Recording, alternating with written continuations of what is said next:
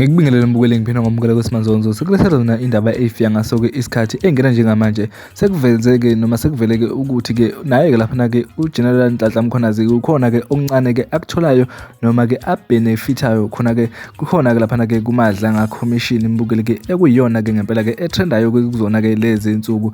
Mbukeli nansi-ke ividiyo-ke engithi-ke angushiye nayo ewufakazi balokhu enguxoxela ngakho njengamanje-ke womunye-ke umlandeli-ke oseveze-ke lona-ke lolu hlangothi ukuthi-ke uGeneral Nhlanhla Mkhwanazi naye-ke kukhona-ke akutholayo-ke okuncane njengoba-ke eveza-ke wona-ke amaqiniso kuyona-ke laphana-ke iMadlanga Commission mbukeli. Siyabonga.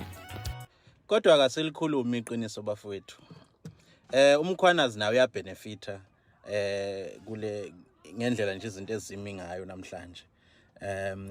Kodwa ke benefit in kwakhe I'm sure ama motives akhe are right, because if uzokhumbula kahle icontract kaMkhwanazi iyaphela ngoNovember if I'm not mistaken, but uyaphela kulonyaka. I'd like to think ukuthi November.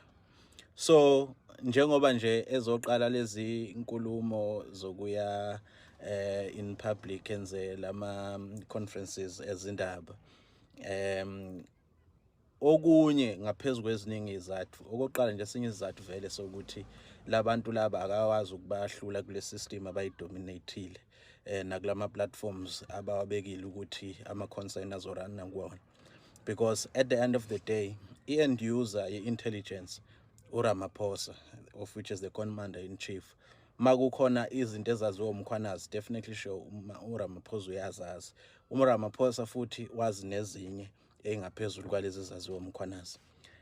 So uMkhwanazi vele has been raising all these concerns, but kulama platforms abawa-createile nakule system abayi-createile, but akwenzeki lutho. So uMkhwanazi wabona ukuthi akayikhiphe lento to their comfort zone and to their system, ayibeke in public so that izoba out of their hands, and then ozoba ne-public support, because labantu ama-politicians vele basebenza ama-numbers. If a large number isaphatha uMkhwanazi bayaphoqeleka ukuthi benze izinto ngendlela kaMkhwanazi.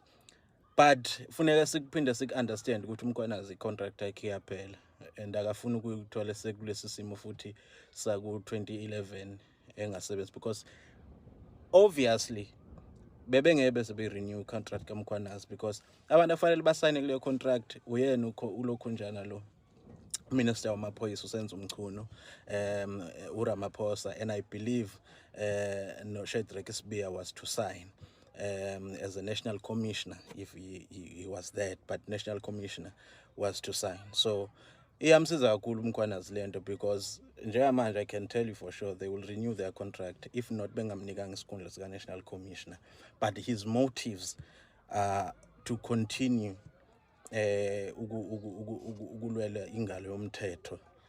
Ilapho ke sesizobona khona nenye inkohlakalo eyenzakala ko Cape Town, ko Limpopo, ko Mpumalanga, ko Northwest, nakuma wonke ama province asewu national commission. So uyabhenefita